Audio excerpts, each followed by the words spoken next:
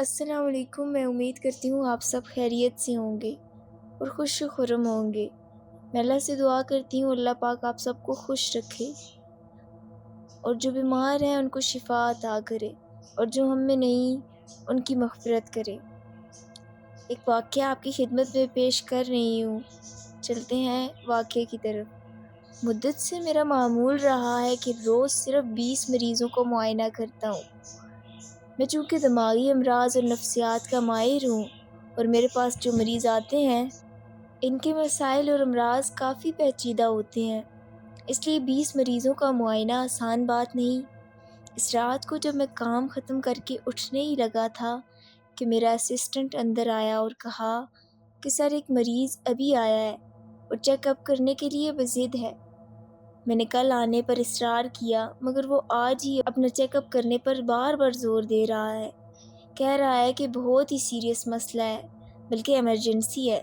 میرا اسسٹنٹ میرا منہ تکنے لگا کہ میرا رد عمل کیا ہے، کیونکہ برسوں سے میرا یہی معمول اور اصول ہے کہ صرف 20 مریض تو تم کہتے کہ ڈاکٹر بھی انسان ہے، کوئی مشین نہیں، اس کے بھی بال بچے ہیں، گھر ہے، اپنی مصروفیت ہیں۔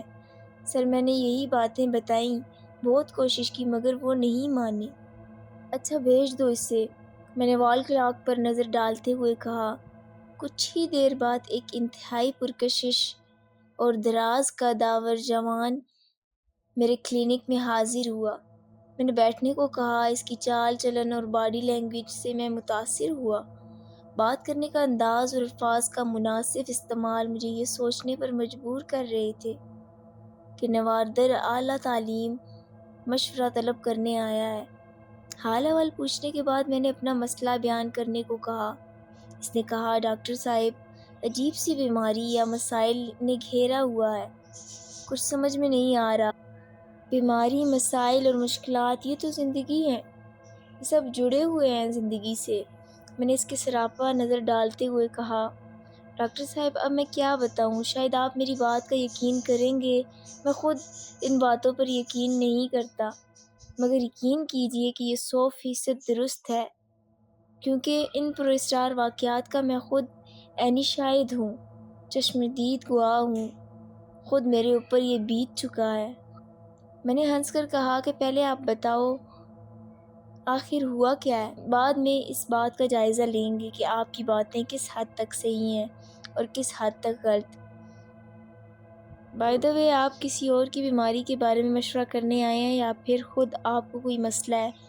مجھے خود مسئلہ ہے۔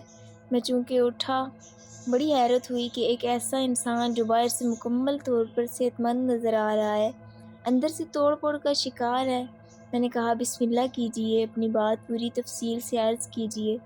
وہ کچھ لمحے پس و پیش کرتا رہا، پھر یوں گویا ہوا کہ میں شادی شدہ ہوں، 3 بچے ہیں۔ کچھ دن پہلے میری بیوی بچے سمیت میکے گئی۔ میں جاگا تو کمرے میں گھپ اندھیرا تھا۔ مجھ پر خوف کا غلبہ ہوا، دل زور زور سے دھڑک رہا تھا، کسی انجانی قوت اور طاقت کا خوف میرے دل پر سوار تھا۔ خوف کے مارے میں اٹھنا محال تھا، اٹھ کے لائٹ آن کرنے کی بھی جرات نہیں ہو رہی تھی۔ یہ کیفیت کچھ دیر قائم رہی، پھر اس کمرے میں میرا دم گھٹنے لگا، سانس لینا دشوار تھا۔ پھر میں اٹھا اور دوڑ کر دروازے تک گیا، دروازہ کھولنا چاہا، بوکھلاہٹ کے مارے ادھر ادھر ہاتھ مارنے لگا، کنڈی نہیں مل رہی تھی، تیز سانسیں لے رہا تھا۔ دروازہ مشکل سے کھلا مگر جوں ہی نکلنا چاہا باہر، اندر سے کسی نے کمر پر زور سے مارا، اتنی زور سے کہ مجھے بے ہوش کر دیا۔ بے ہوش صبح تک پڑا رہا۔ میں اس کی باتیں توجہ اور انہماک سے سن رہا تھا۔ ایسے کیسز روز میرے پاس آتے ہیں، کسی اندیکھی یا غیر مرئی چیز کا خوف اور ڈر، یہ سب ذہن کی کرشمے سازیاں اور تخیل کی قلع بازیاں ہیں۔ اچھا خاصا انسان ایک غیر حقیقی اور بالکل فرضی بیماری کے ہاتھوں مفلوج ہو کر رہ جاتا ہے۔ میں نے اسے اپنی زبان میں سمجھانے کی کوشش کی۔ ایسے واقعات یا کیفیات دراصل مختلف اور لاشعوری ماحول، تربیت اور بچپن کی یادداشت اور تربیت کا آئینہ ہوتے ہیں۔ آج تک کوئی انہیں ثابت نہیں کر سکا۔ بے تکی باتیں ہیں، ان پر دھیان نہیں دینا چاہیے۔ ڈاکٹر صاحب کاش آپ کی بات سچی ہوتی اور میں جھوٹا ہوتا، یہ سب میرا وہم ہوتا۔ اول تو میرے پاس اپنی بات صحیح ثابت کرنے کے لیے ٹھوس ثبوت موجود ہے۔ دوم، جب سے یہ واقعہ ہوا ہے میرے ساتھ، تب سے ایک نادیدہ قوت مجھ پر بار بار مسلط ہوتی ہے، اور مجھے بالکل بھی یاد نہیں رہتا کہ میں کہاں گم ہوتا ہوں۔ میری یادداشت، میری زندگی کے وہ لمحات کب، کیسے اور کہاں بسر ہوتے ہیں، کچھ یاد نہیں رہتا مجھے کہ میرے ساتھ ہوا کیا ہے۔ میں نے اس کی بات کاٹ کر کہا کہ پہلے مجھے یہ بتاؤ کہ کون سے ثبوت ہیں تمہارے پاس۔ اس نے کہا، ادھر آئیں، دکھاتا ہوں ثبوت، اور پھر اس نے میری طرف پشت کر کے قمیض اٹھائی۔ مجھے اس کی کمر پر پورے ہاتھ کا سیاہ نشان نظر آ گیا، 5 انگلیوں کو بھی واضح طور پر میں دیکھ سکتا تھا۔ کمر کا وہ حصہ جس پر نشان تھا وہ جیسے جل کر کوئلہ بن چکا تھا۔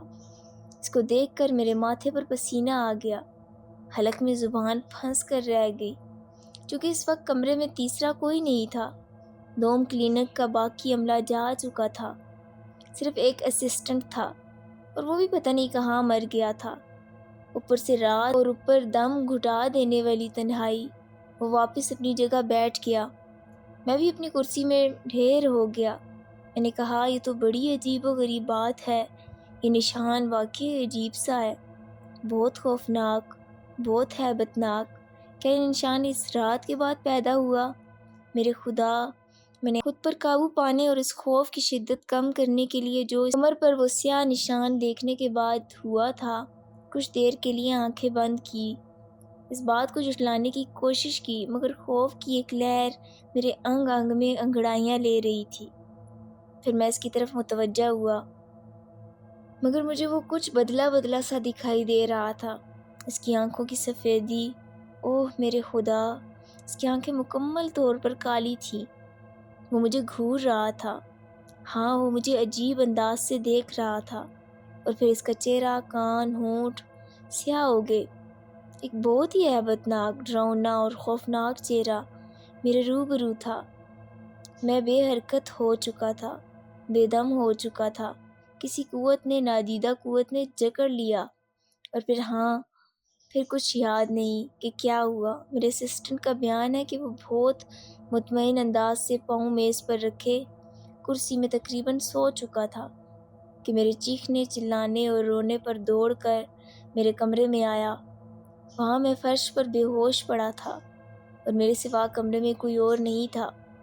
آج بھی یہ سوچ سوچ کر پریشان ہوتا ہوں کہ وہ کون تھا، کہاں سے آیا تھا اور کہاں چلا گیا، اور شکر ادا کرتا ہوں کہ میری جان بخش دی اس نے۔ اس کے بعد ایسا کوئی واقعات رونما نہیں ہوا، مگر یہی واقعہ میرے لیے بہت سبق آمیز اور خوفناک ثابت ہوا۔